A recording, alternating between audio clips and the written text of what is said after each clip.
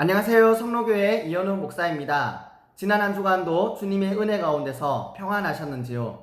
늘 주님의 은혜 가운데서 평안하시고 믿음의 선한 싸움을 싸우며 승리하시는 우리 모든 성도님들이 다 될 수 있기를 간절히 바라며 축복합니다. 지난주에는 요한계시록 4장 1절부터 11절까지 말씀을 우리가 같이 한번 살펴보았습니다. 주님께서 요한에게 이리로 올라오라 라고 그렇게 말씀하고 계셨던 이유는 무엇이었다라고 그렇게 말씀드렸습니까? 그렇습니다. 이후에 마땅히 일어날 일들을 보여주시기 위함이었다라고 그렇게 말씀을 드렸습니다. 지금 요한은 주님의 말씀 속에서는 아주 큰 위로와 소망을 얻고 있었지만 그러나 여전한 현실 앞에서 또다시 절망하며 괴로워하고 있었다는 것입니다. 그때 주님께서 하시는 그 모든 일들을 밝혀 보여주셔서 요한이 더 이상 절망하며 괴로워하는 것이 아니라 여전한 그 현실 속에서도 이제 곧 주님께서 하실 그 일들을 기대하며 소망할 수 있게 하시기를 원하셨던 것입니다. 그렇다면 그렇게 요한이 주님의 말씀에 순종하여서 하늘 문 위로 올라갔을 때 거기서 보게 되었던 것은 또 무엇이었느냐라고 하는 것입니다. 그렇습니다. 하나님께서 좌정에 계셨던 하늘 보좌를 보게 되었다라고 그렇게 말씀하고 계셨습니다. 그리고 이것은 하나님께서 온 세상을 다스리시고 통치하고 계셨던 바로 그와 같은 모습이었다는 것입니다. 그리고 그와 같은 하나님의 통치와 다스림에 대해서 내 생물과 24장로들은 하나님의 보좌 앞에 엎드려서 하나님을 찬양하며 경배하고 있었던 것을 보게 되었다라고 그렇게 말씀하고 계셨습니다. 그렇습니다. 여전히 악이 존재하고 악이 강하게 보이며 악이 승리하는 것처럼 보이는 절망적인 그와 같은 현실 속에서도 하나님께서는 여전히 이 세상을 다스리시고 통치하고 계신다라고 하는 것입니다. 그렇기 때문에 우리의 마땅한 모습과 반응은 여전히 이 세상을 다스리시며 통치하고 계시는 그 하나님을 찬양하고 경배하며 하나님께서 이제 이루실 그 크고 놀라운 일들을 기대하고 소망하는 것이다 라고 하는 것입니다. 오늘 이 시간 지난주에 우리가 함께 살펴보았던 이와 같은 말씀들을 다시 한번 기억하셔서 하나님의 말씀에 순종하여 하나님께로 더 가까이 나아가는 저와 여러분들이 다 될 수 있기를 간절히 바라며 축복합니다. 그리고 지금도 여전히 하나님께서 우리와 우리 가정과 이 나라와 민족과 온 세상을 다스리고 통치하고 계심을 믿음의 눈으로 바라보며 하나님을 찬양하고 경배하는 저와 여러분들이 다 될 수 있기를 간절히 바랍니다. 그래서 이제 하나님께서 이루실 그 크고 놀라운 일들을 기대하며 늘 소망 가운데 믿음으로 살아가는 저와 여러분들이 다 될 수 있기를 간절히 바라며 축복합니다. 아멘. 네, 그러면 오늘은 요한계시록 5장 1절부터 14절까지 말씀을 중심으로 요한계시록의 말씀을 계속해서 같이 한번 살펴보도록 하겠습니다. 그리고 이 말씀을 통해서 오늘 우리에게 말씀해 주시는 주님의 말씀을 함께 듣고 또 믿음으로 순종하기로 결단하며 기도하는 그런 귀한 시간이 될 수 있기를 간절히 바랍니다. 그러면 먼저 제가 한번 기도하고 오늘 강의를 시작하도록 하겠습니다. 같이 한번 기도하겠습니다. 사랑이 많으시고 은혜로우신 하나님 아버지, 이 시간 요한계시록의 말씀을 우리가 함께 살펴보면서 이 말씀을 통해서 오늘 우리에게 말씀해 주시는 하나님의 말씀을 함께 듣고 생각하며 또 더 깊이 묵상할 수 있는 그런 귀한 시간을 허락해 주셔서 감사합니다. 이 시간 요한계시록의 말씀을 함께 살펴볼 때에 이 말씀들을 잘 깨달을 수 있는 은혜를 허락해 주시옵소서. 이 시간 성령님께서 우리와 함께 하셔서 우리의 지각을 열어주시고 우리의 영안을 열어주셔서 하나님의 말씀을 더 온전히 깨달아 아는 그런 귀한 은혜를 허락해 주시옵소서. 시작하는 시간입니다. 마치는 시간까지 함께 해주시기를 간절히 바라며 모든 말씀 살아계시는 우리 주 예수님의 이름으로 기도드립니다. 아멘. 그러면 먼저 찬송가 14장 찬양을 우리가 같이 한번 찬양하면서 그렇게 강의를 계속해서 진행하도록 하겠습니다. 우리 다 함께 가사를 깊이 묵상하시면서 찬송가 14장 같이 한번 찬양하도록 하겠습니다. 같이 한번 찬양합니다.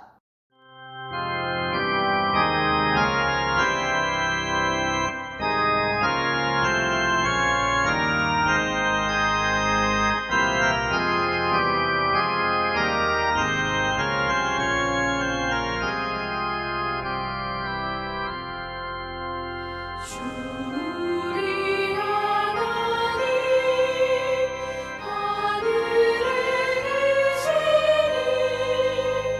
모처럼 빛 주 앞에 찬송하네.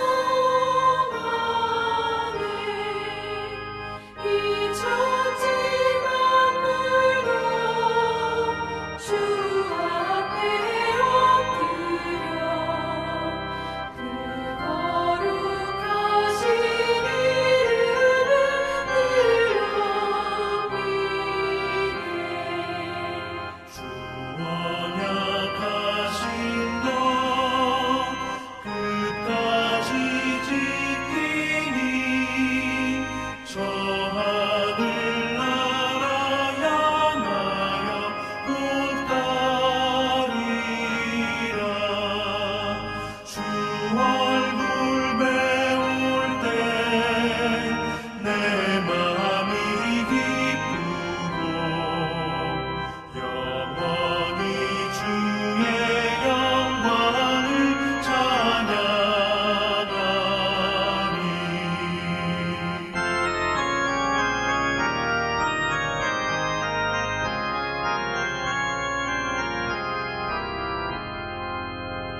왕의 왕 되신 주 하늘에 계시니 이 세상 죄악에 계신 구주 예수 저 천군 천사들 주ông 위하고서 무성도 함께 영원히 늘 섬기네.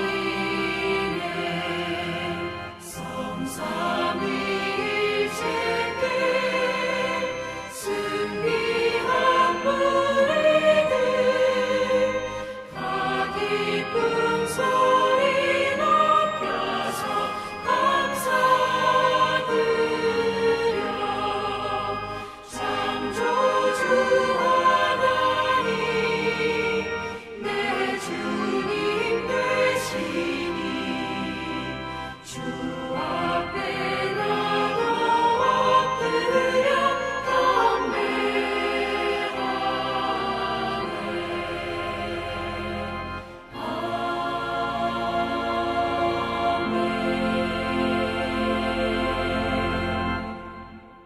아멘. 네, 그러면 요한계시록 제10강 강의를 시작하도록 하겠습니다. 먼저 오늘 강의의 학습 목표부터 같이 한번 살펴보도록 하겠습니다. 오늘은 요한계시록 5장 1절부터 14절까지 말씀을 중심으로 먼저 요한이 어떤 힘있는 천사의 외침 앞에서 크게 울고 있었던 이유는 무엇이었는지 같이 한번 살펴보도록 하겠습니다. 그리고 그런 요한에게 장로 중에 한 사람이 말해 주었던 것은 무엇이었고 그때 요한이 보고 듣게 되었던 것은 또 무엇이었는지를 오늘 말씀 속에서 같이 한번 살펴보도록 하겠습니다. 그러면 먼저 오늘 본문을 같이 한번 천천히 읽어보도록 하겠습니다. 제5장. 내가 봄에 보좌에 앉으신 이의 오른손에 두루마리가 있으니 안팎으로 썩고 7인으로 봉하였더라. 또 봄에 힘있는 천사가 큰 음성으로 외치기를 누가 그 두루마리를 펴며 그 이늘대기에 합당하냐? 하늘 위에나 땅 위에나 땅 아래에 능히 그 두루마리를 펴거나 보거나 할 자가 없더라. 그 두루마리를 펴거나 보거나 하기에 합당한 자가 보이지 아니하기로 내가 크게 울었더니 장로 중에 한 사람이 내게 말하되 울지 말라. 유대 지파의 사자 다윗의 뿌리가 이겼으니 그 두루마리와 그 7인을 떼시리라.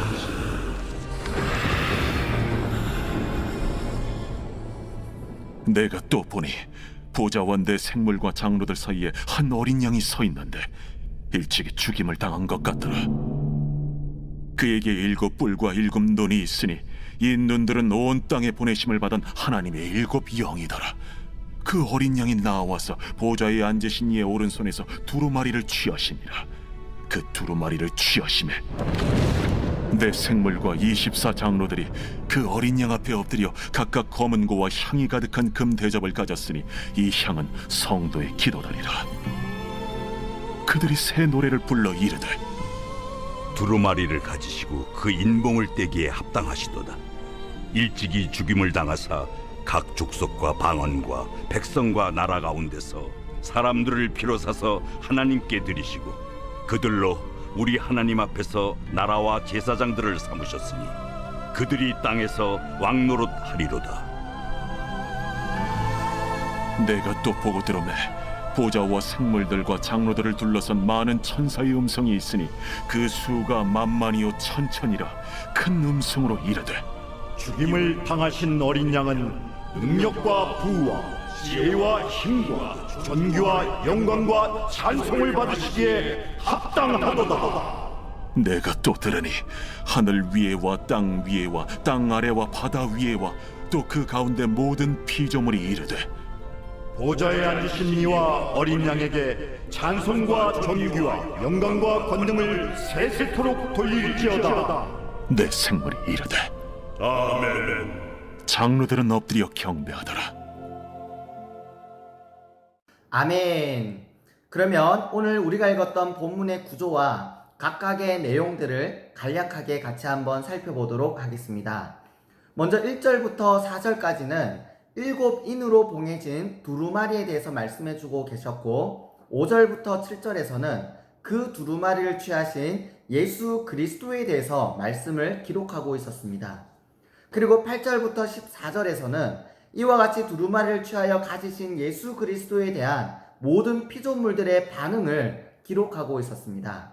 오늘 이 시간에는 이와 같은 말씀들 속에서 요한처럼 크게 울고 있던 우리에게 말씀해 주시는 주님의 그 말씀을 함께 듣고 또 우리 입술의 찬양과 경배가 다시 회복되어지는 그런 귀한 시간이 될 수 있기를 간절히 바라며 축복합니다. 그렇다면 먼저 4절에서 요한이 크게 울고 있었던 이유를 같이 한번 살펴보도록 하겠습니다. 먼저 1절을 보시면 한 두루마리에 관한 말씀으로 시작하고 있는 것을 볼 수가 있습니다.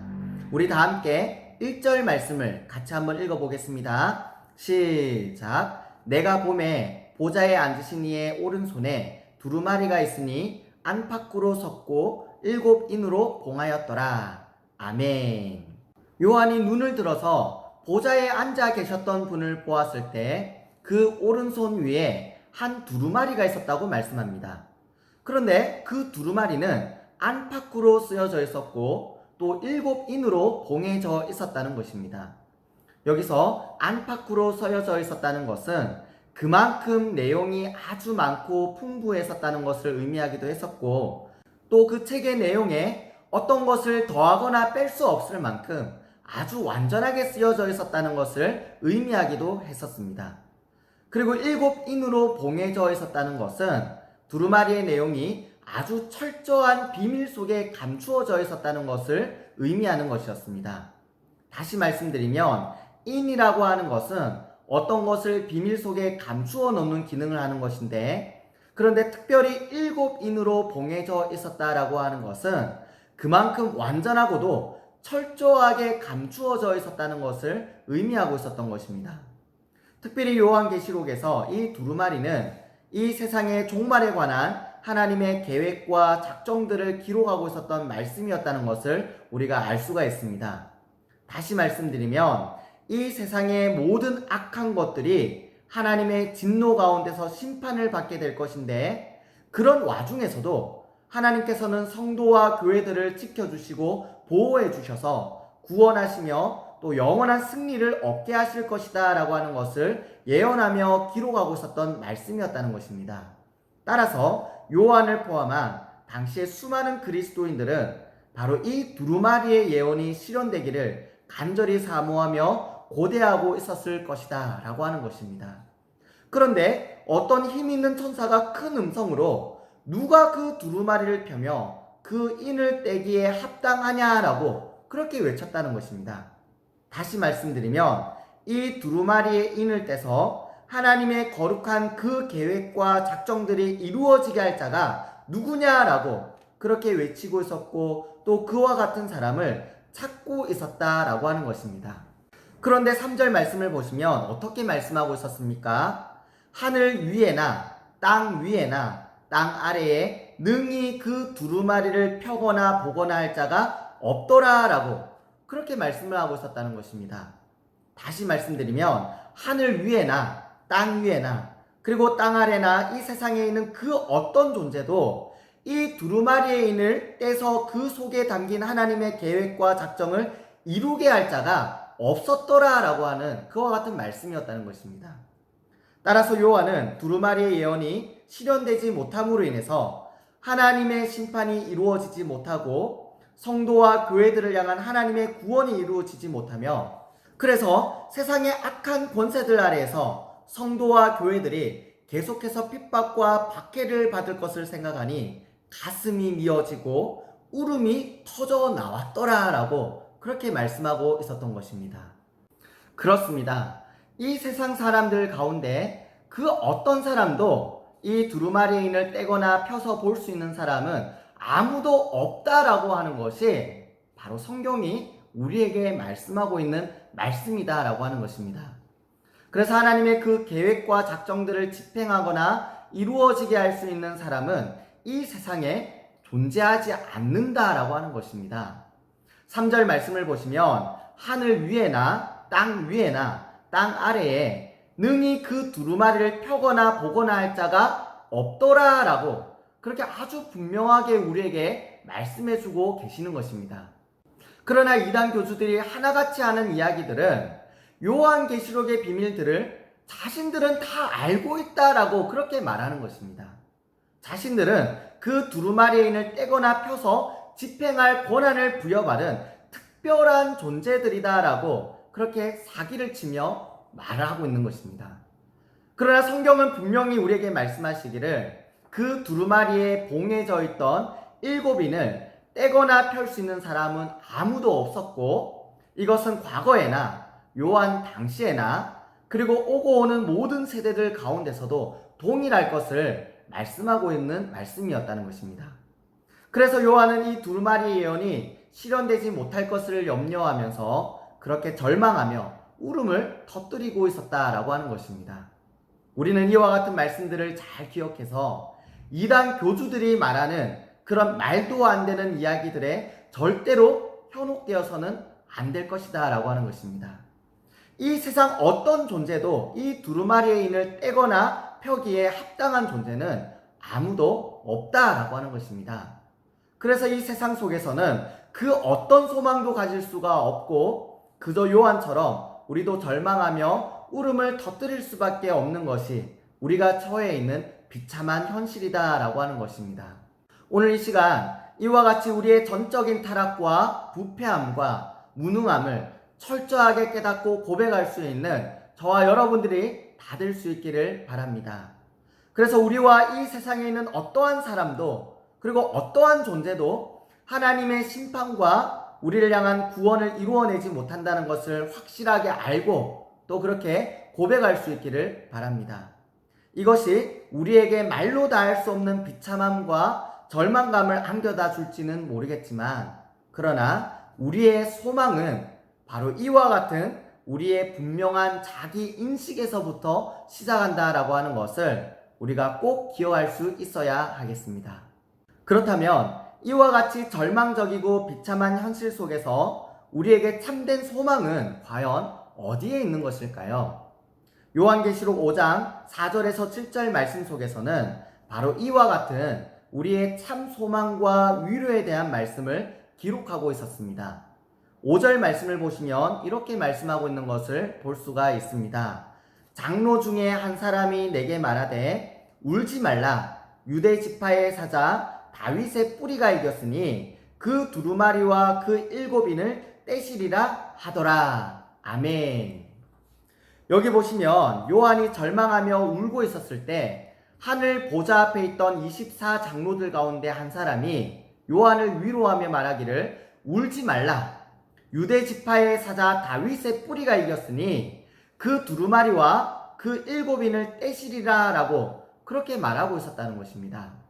여기서 유대 지파의 사자 다윗의 뿌리라는 말은 예수님을 가리키고 있었던 표현이었습니다.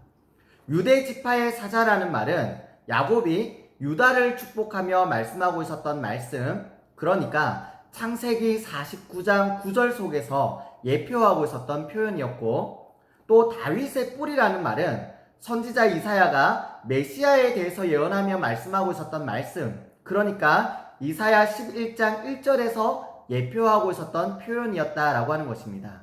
다시 말씀드리면 유대 지파의 사자라는 표현이나 다윗의 뿌리라는 표현은 모두 다 구약 성경에서 메시아를 예표하고 있었던 표현이었는데, 이것은 모두 다 예수 그리스도를 가리키고 있었던 말씀이었다라고 하는 것입니다. 그런데 이와 같은 예수님께서 어떻게 하셨다는 말씀입니까? 그렇습니다. 이겼다라고 그렇게 말씀하고 있는 것입니다. 특별히 여기서 이겼으니 라고 하는 이 말씀은 이기다 라고 하는 말인 니카오의 부정 과거형으로 쓰였던 동사였습니다.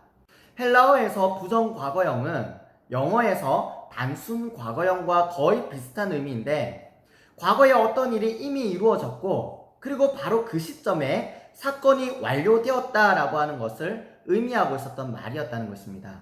다시 말씀드리면 예수님께서 십자가의 저주를 받아 죽으셨지만 그러나 3일 만에 다시 부활하심으로 죄와 사망의 모든 권세를 이미 이기셨다라고 하는 사실을 말씀하고 있었다는 것입니다. 예수님께서는 그렇게 죄와 사망의 모든 권세를 이미 이기셨고 사탄과 그 수하에 있는 모든 악한 세력들로부터 이미 승리하셨다라고 그렇게 말씀하고 있는 것입니다. 그래서 예수님께서는 만왕의 왕이 되셨고 또 만유의 주가 되셔서 온 세상을 다스리고 통치하시는 전능하신 왕이 되셨다라고 말씀하는 것입니다. 따라서 주님께서는 그 두루마리의 7인을 떼시기에 합당하시고 이제 그 두루마리의 인을 떼셔서 하나님의 영원한 계획과 작정들을 이루실 것이다 라고 말씀하고 있는 것입니다.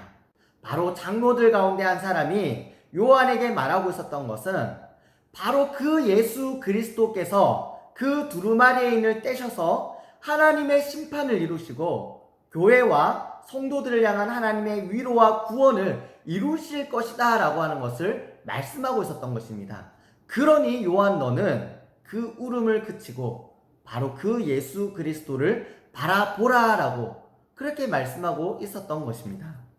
그렇습니다. 우리는 우리 자신들을 바라볼 때에나 또 이 세상을 바라볼 때에는 그 어디서도 참된 위로도 얻지 못하고 또 참된 소망도 얻지 못하고 그저 깊은 절망 가운데서 울음을 터뜨릴 수밖에 없을지도 모르겠다라고 하는 것입니다.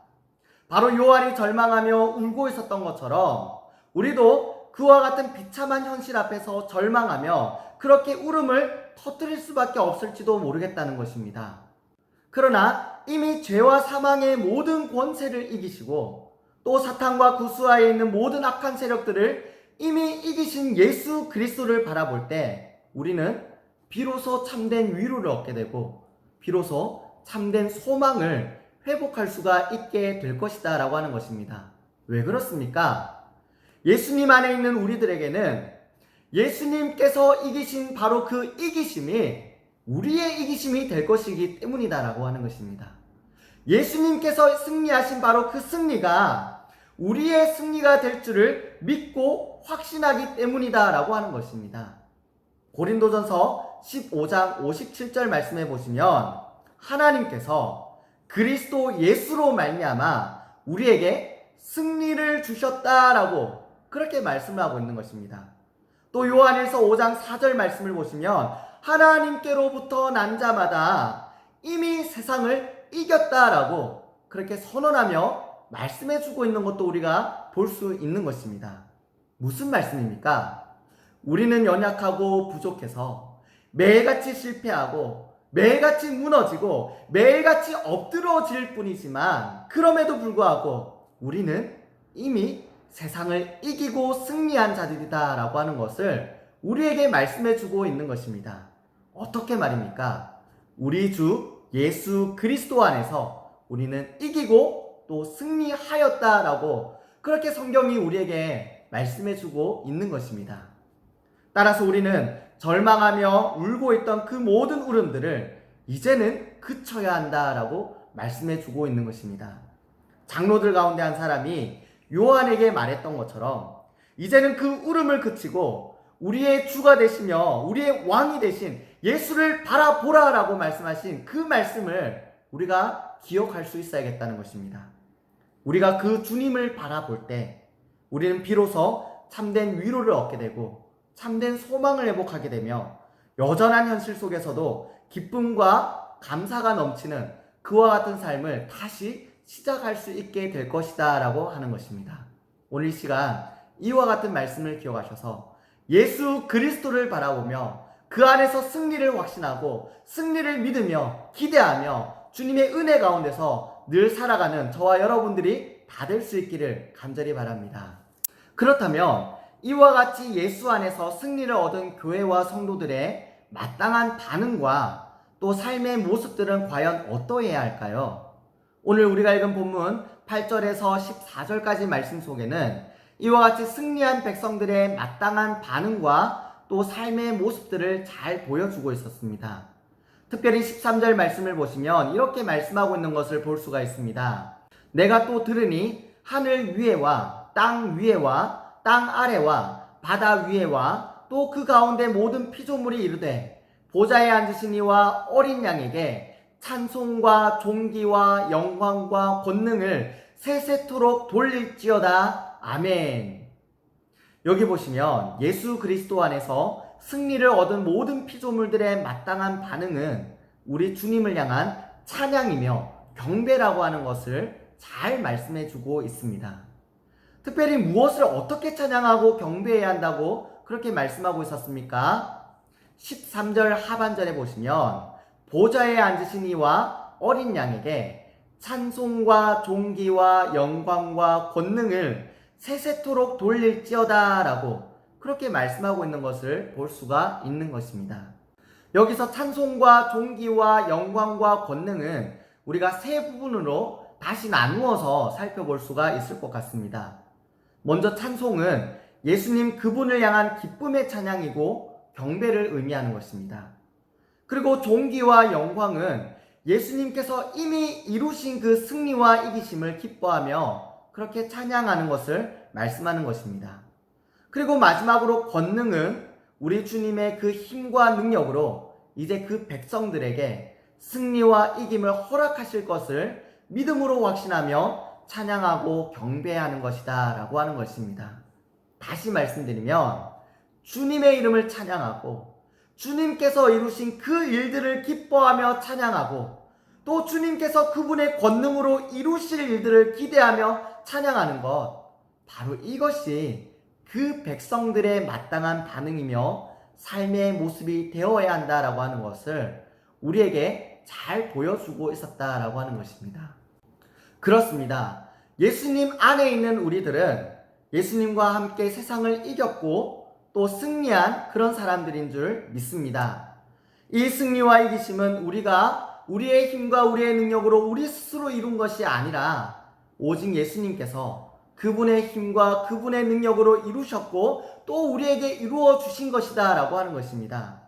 따라서 예수님 안에 있는 우리들에게는 결코 실패함도 없고 또 완전히 엎드러짐도 없다라고 하는 것을 우리는 기억할 수 있어야 하는 것입니다. 시편 37편 24절 말씀을 보시면 이와 같은 사실을 이렇게 말씀하고 있는 것을 우리가 볼 수가 있습니다.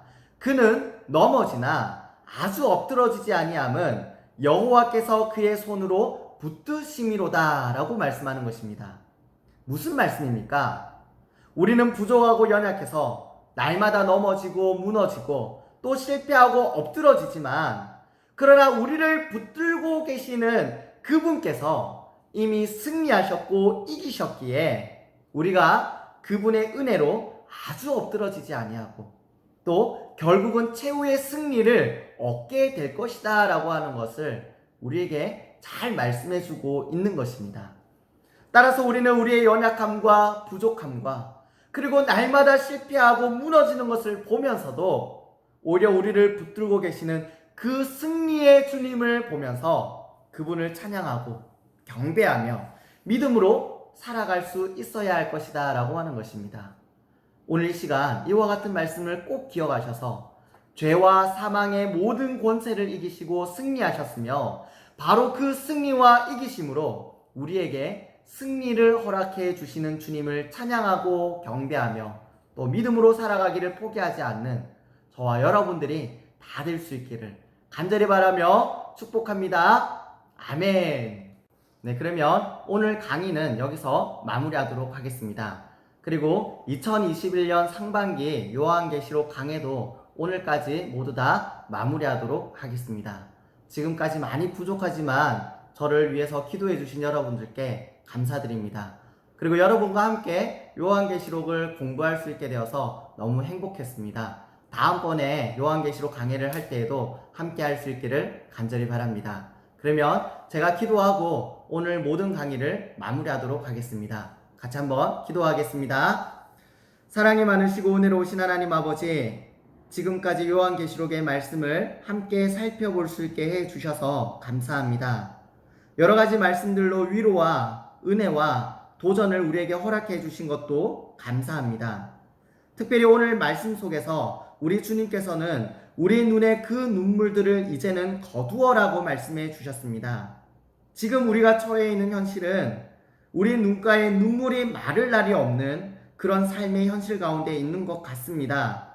늘 실패하고 무너지고 좌절하고 절망하는 것이 우리의 일상이 되어버렸는지도 모르겠습니다.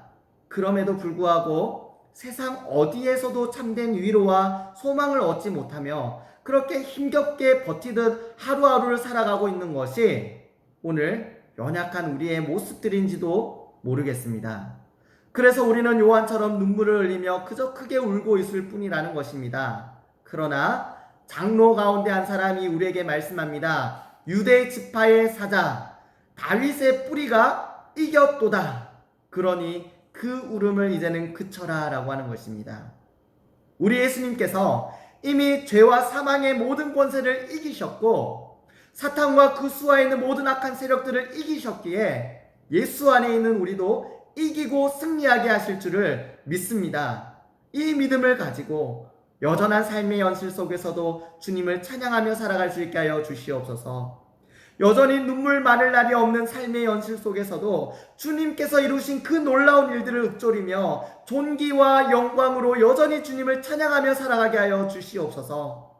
여전히 메마르고 척박한 현실 속에서도 이제 권능으로 승리하게 하여 주실 주님을 바라보며 승리의 노래를 부르며 그렇게 주님을 찬양하며 살아갈 수 있게 하여 주시옵소서. 우리의 호흡이 닿는 그날까지 주님을 찬양하고 주님을 노래하며 그렇게 믿음으로 끝까지 살아낼 수 있는 우리 모든 성도들이 되게 하여 주시옵소서. 주님의 은혜를 간절히 구하오며 모든 말씀 살아계시는 우리 주 예수님의 이름으로 기도드립니다. 아멘.